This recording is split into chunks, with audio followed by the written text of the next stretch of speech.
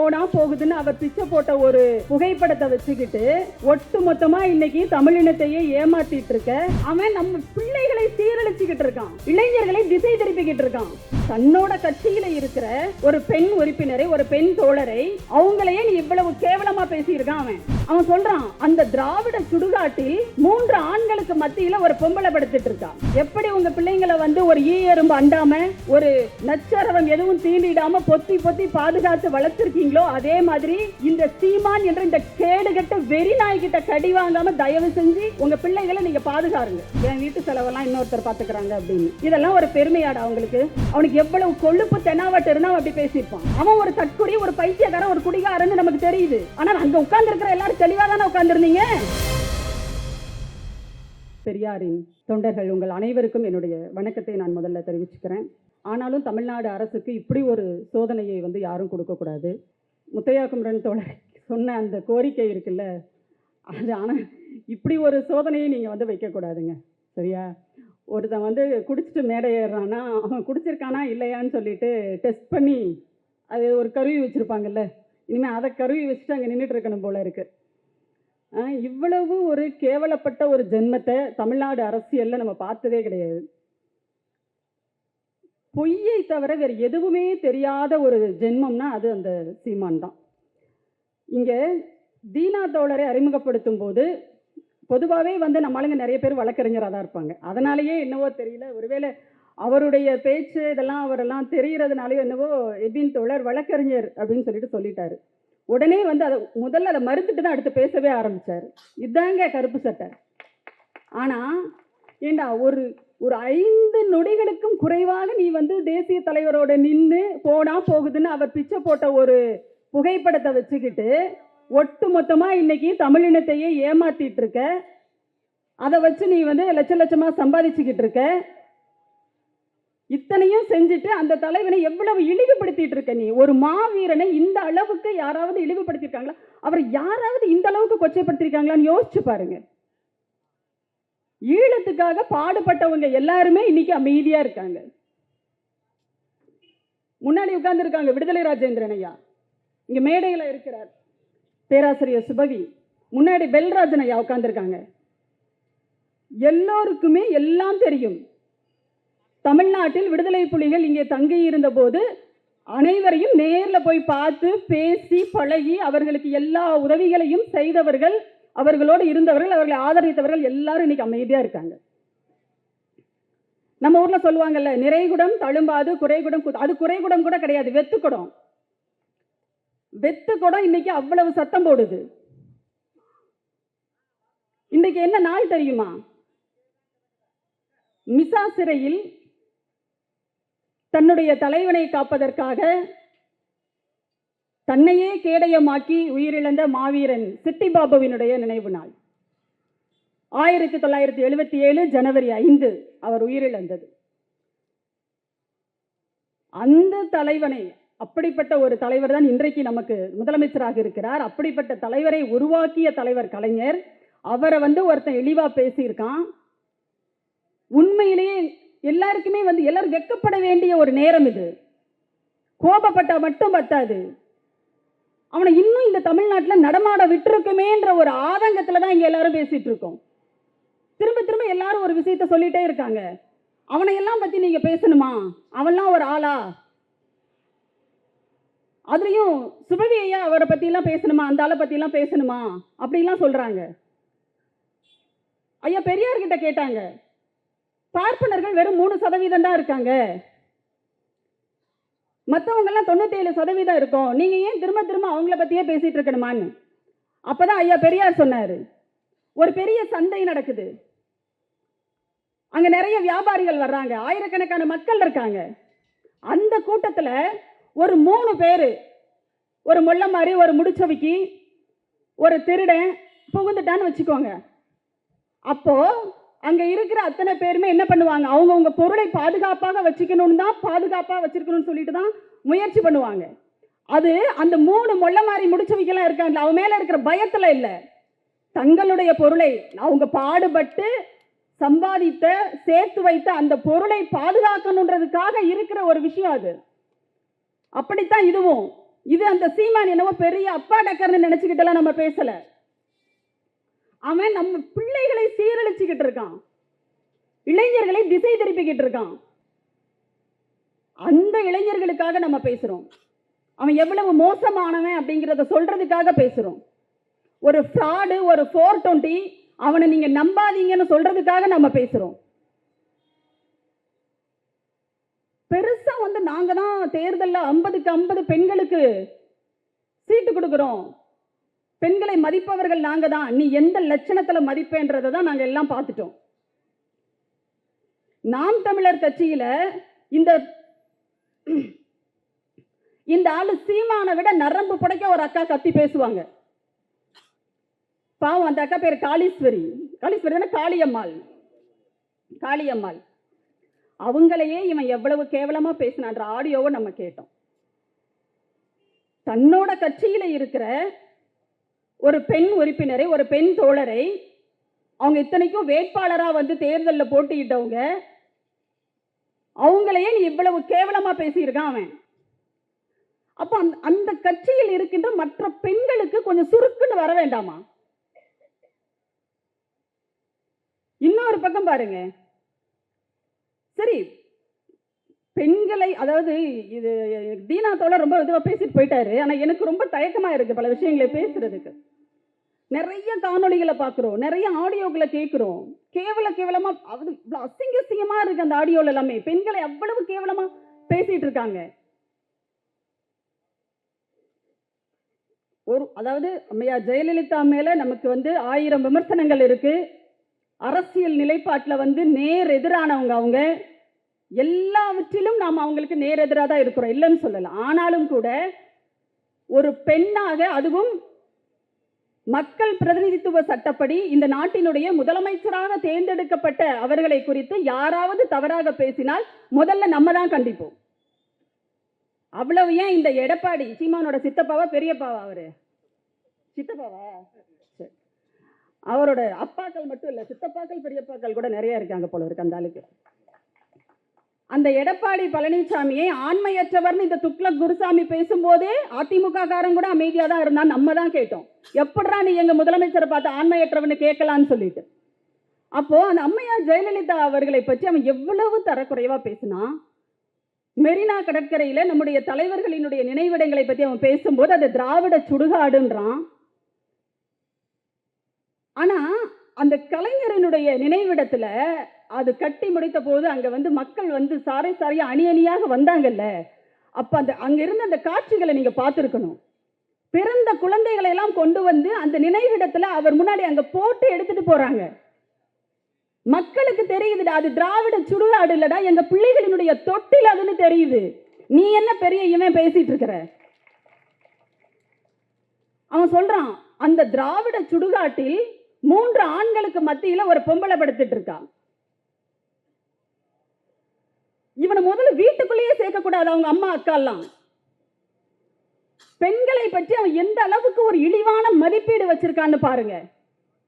இங்க வந்திருக்கிற தாய்மார்களை கேட்கிறேன், இங்க சுத்தி இருக்கிற எல்லாருமே கேட்கிறேன், கருப்பு சட்டை தோழர்கள் மட்டும் இல்ல, எல்லாருமே நான் எல்லா இடங்களிலும் நான் போனா நான் இதை திரும்ப திரும்ப சொல்றேன். உங்க வீட்டுல உங்க ஆண் பிள்ளைகளை தயவு செஞ்சு பத்திரமா பார்த்துக்கோங்க. எப்படி உங்க பிள்ளைங்களை வந்து ஒரு ஈ எறும்பு அண்டாம, ஒரு நச்சரவம் எதுவும் தீண்டிடாம பொத்தி பொத்தி பாதுகாத்து வளர்த்திருக்கீங்களோ, அதே மாதிரி இந்த சீமான் என்ற இந்த கேடுகட்ட வெறி நாய்கிட்ட கடி வாங்காம தயவு செஞ்சு உங்க பிள்ளைகளை நீங்க பாதுகாருங்க. எவ்வளவு கேவலங்க இதை விட ஒரு என்ன சொல்றது, இந்த ஒரு தமிழ்நாட்டினுடைய அரசியல் களம் அப்படிங்கிறது இன்றைக்கு இந்தியாவிற்கே ஒரு முன்னோடியான அரசியல் களமா இருக்கு. ஒரு அருமையான ஒரு கூட்டணியை அமைத்து பாசிசத்திற்கு எதிராக நம்முடைய தமிழ்நாடு முதலமைச்சர் அவர்கள் அணி திரட்டி அனைத்து தேர்தல்களிலும் வெற்றி பெற்று மக்களினுடைய ஆதரவோடு இங்கே ஒரு திராவிட மாடல் ஆட்சியை, மக்கள் ஆட்சியை வந்து அவர் நடத்திக்கிட்டு இருக்காரு. ஆனா அப்படிப்பட்ட அரசியல் களத்தை எவ்வளவு கேவலப்படுத்த முடியுமோ அவ்வளவு கேவலப்படுத்தி மேடையில இப்படி கூட பேசுவானா ஒருத்தன் அப்படின்னு எல்லாரும் வந்து முகம் சுளிக்கின்ற அளவுக்கு ஒருத்தன் இருக்கானா. ஒரு தலைவனை பற்றி, ஒரு தலைவனுக்கு என்ன இலக்கணம் அப்படின்னு கேட்டீங்கன்னா, உடனடியா நாங்கெல்லாம் சொல்லுவோம் எங்க ஐயா சுபவி மாதிரி இருக்கணும்டா அப்படின்னு, ஆசிரியர் வீரமணி ஐயா மாதிரி இருக்கணும், முத்தமிழறிஞர் கலைஞர் மாதிரி இருக்கணும், ஐயா பெரியார், இப்படி சொல்லுவோம் நம்ம. ஆனா ஒரு தலைவன் எப்படி இருக்கக்கூடாது, இவன் தலைவன்லாம் கிடையாது, அது வேற விடுங்க, தற்குறிப்பெயர். ஆனா அந்த பிள்ளைகள் நம்பிட்டு இருக்காங்கல்ல, அப்பாவி தம்பிகள் நம்பிட்டு இருக்காங்கல்ல, இவன் தாண்டா நம்ம தலைவன் சொல்லிட்டு, அதுக்கு ஏதாவது ஒரு தகுதி இருக்கா? அவனுக்கு ஒரு தகுதி இருக்கா சொல்லுங்க? ஒரு தலைவன்னா அந்த தொண்டர்களை நல்வழிப்படுத்துறவனா இருக்கணும். இன்னைக்கு இவன் பேசுற பேச்சை விட மோசமா பேசிட்டு இருக்கான் நாம் தமிழர் கட்சி தம்பிங்கெல்லாம். அவங்க பாவம் தெரிஞ்சு பேசுறாங்களா தெரியாம பேசுறாங்களான்னு தெரியல, அவங்களுக்காக நம்ம வருத்தப்பட தான் முடியுது. அங்க இருந்து வந்தவங்க எல்லாம் தப்பிச்சிட்டாங்கன்னு அர்த்தம். இப்ப அவன் கூட இருக்கிறவன் அவன் வாழ்க்கையை தொலைச்சிக்கிட்டு இருக்கான்னு அர்த்தம். ஒரு அரசியல் நாகரிகம் இல்லாமல் ஒரு ஒரு ஒரு ஒரு நல்ல சொல், ஒரு கண்ணியமா ஒரு 2 வார்த்தை அவனுக்கு பேச தெரியுமானே தெரியல. 6 மணிக்கு முன்னாடி 6 மணிக்கு பின்னாடின்றாங்க அவனுடைய பேச்செல்லாம். அது என்ன கணக்குன்னு தெரியல. ஒருவேளை இந்த சோதனை செய்யணும்னு சொன்னாரே முத்தையா குமரன் தோழர், இதுல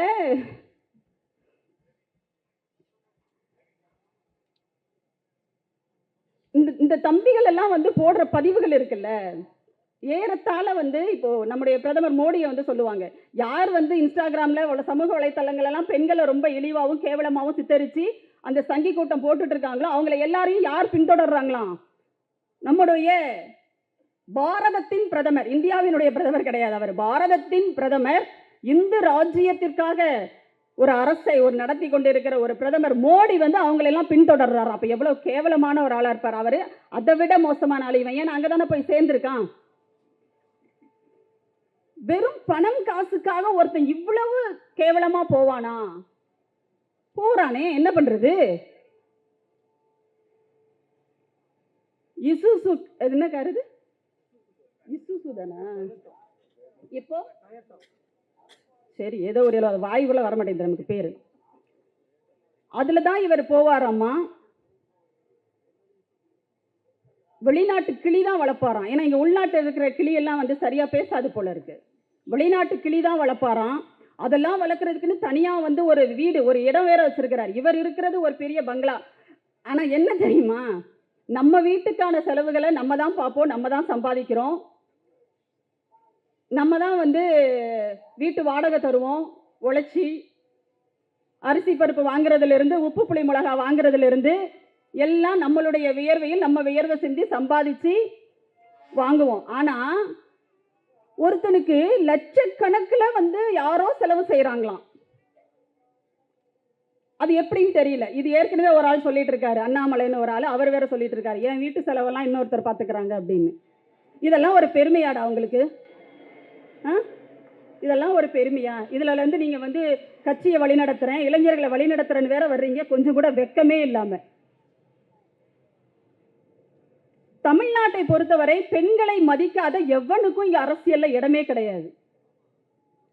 ஒரு முன்னாள் முதலமைச்சரையே நீ இவ்வளவு கேவலமா பேசுற, நம்ம தாங்க பொங்குறோம், ஐயோ ஜெயலலிதாவை இப்படி பேசிட்டானேன்னு சொல்லிட்டு. ஆனா அதிமுக காரங்க ஒருத்தனுக்கும் ஒரு சொரணையும் வரல, ஒரு சொரணையும் வரல. அவங்க சித்தப்பாவா பெரியப்பாவா, ஒரு சித்தப்பா ஒரு பெரியப்பா, அதிமுக நிறைய அப்பாக்கள் இருக்காங்க சீமானுக்கு, அவங்களுக்கும் தெரியல. ஏன்னா அவங்க புரட்சி தாயின்றாங்க, எங்களுடைய புரட்சி தலைவி, உங்களுடைய அம்மா, உங்களை பெத்த அம்மாவை விட அந்த அம்மாவை தான் நீங்க எல்லாம் போற்றி புகழ்ந்தீங்க. உங்க அம்மா காலில் எல்லாம் விழுந்திருப்பீங்களோ இல்லையா எங்களுக்கு தெரியாது. ஆனா அந்த அம்மா காலில் தாண்டா விழுந்து கும்பிட்டீங்க. அந்த அம்மாவை தான் அந்த நாதாரி என்ன பண்ண, அந்த தற்குறி சீமான் இவ்வளவு கேவலமா பேசினா. ஆனா அதை பத்தி உங்களுக்கு எல்லாம் எந்த கவலையும் கிடையாது, கூப்பிட்டு வச்சு கொஞ்சுவீங்க. இதுல ஃபண்டிங் வேறையாம். எடப்பாடி என்ன பண்றாராம், சீமானுக்கு ஃபண்டிங் வேற பண்றாராம். எங்கெங்க இருந்தெல்லாம் ஃபண்டிங் வருது, சம்மந்தமே யோசிச்சு பாருங்களேன். ஆர்எஸ்எஸ் காரன் கொடுக்குறான், அதிமுக காரனும் கொடுக்குறான். அது என்னது? அப்ப மொத்தத்தில் நம்ம ஆசான் பேராசான் மணியரசன் சொன்ன கருவாட்டு சாம்பார்ன்றது ஒருவேளை சீமான் தானே என்னவோ தெரியல. இங்கேயும் காசு வாங்கிக்கிறான், அங்கேயும் காசு வாங்கிக்கிறான். இப்ப யாருக்காக பேசுறா? 10 திமுகவை திட்டு, அவ்வளவுதான். இதை தவிர அங்க வேற எதுவுமே கிடையாது. அவனுக்கு நல்லாவே தெரியுது. நேற்றைக்கு இங்க நடந்த புத்தக கண்காட்சியில நடந்த ஒரு நிகழ்ச்சியில, ஒரு மேடையில அவனுக்கு எவ்வளவு கொழுப்பு தெனாவட்டு இருந்தா அப்படி பேசியிருப்பான். இதுல அந்த நிகழ்ச்சியை அந்த டிஸ்கவரி புக் பேலஸோட நிகழ்ச்சி, அது அவங்களுடைய புத்தகத்தை தான் வெளியிட்டு இருக்காங்க. அதுல தான் அவன் பேசியிருக்கான். இன்னைக்கு டிஸ்கவரி புக் பேலஸோட அந்த உரிமையாளர் வேடியப்பன் ஒரு அறிக்கை வெளியிட்டிருக்காரு. அது புதுவையோட தமிழ் தாய் வாழ்த்துன்னு எனக்கு தெரியும். அதனாலதான் தொடங்கும் போது நம்முடைய எட்வின் தோழர் சொன்னாரு, இது தமிழ்நாட்டின் தமிழ் தாய் வாழ்த்து பாட போறோம், எந்திரிச்சு நில்லுங்க. என்ன கொடுமைங்க இதெல்லாம்.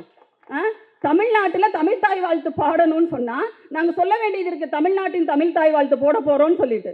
அவர் அதுல அறிக்கையில் எழுதியிருக்கிறாரு, இது புதுவையினுடைய தமிழ் தாய் வாழ்த்துன்னு எனக்கு தெரியாது, இது போட்டா தமிழ்நாட்டினுடைய தமிழ் தாய் வாழ்த்து புறக்கணிக்கப்படுதுன்னு கூட எனக்கு என்ன.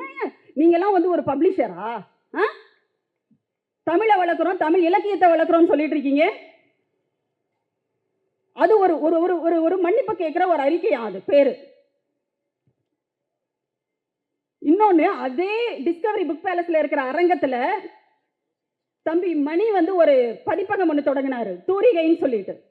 அதனுடைய தொடக்க நிகழ்ச்சியும் நூல் ஒரு 3 நூல்கள் நினைக்கிறேன், வெளியீட்டு விழாவும் வைக்கிறாங்க. அதுக்காக அங்க இருக்கிற அரங்கத்தை கேட்கறதுக்காக போறாங்க. அப்போ அந்த டிஸ்கவரி பேலஸ்ல அவர் என்ன சொல்றாரு அப்படின்னா, யாரை கூப்பிடுறீங்கன்னு கேட்குறாங்க. இந்த மாதிரி ஐயா சுபவி ஐயா பேசுறாங்க, காங்கிரஸ் கட்சியை சேர்ந்து ஐயா பீட்டர் அல்ஃபோன்ஸ் வர்றாங்க அப்படின்னு. இல்லைங்க, சுபவி ஐயான்னா பரவாயில்லைங்க, நீங்க பீட்டர் அல்ஃபோன்ஸ் வந்தீங்கன்னா அது அரசியல் ஆயிடும். அப்ப இது என்னது, அவியலா? சீமானை கூப்பிட்டு பேச வச்சிங்களே, அதே டிஸ்கவரி புக் பேலஸோட நிகழ்ச்சியில தானே சீமானை கூப்பிட்டு பேச வைக்கிறீங்க. அப்ப உங்களோட அரசியல் என்ன?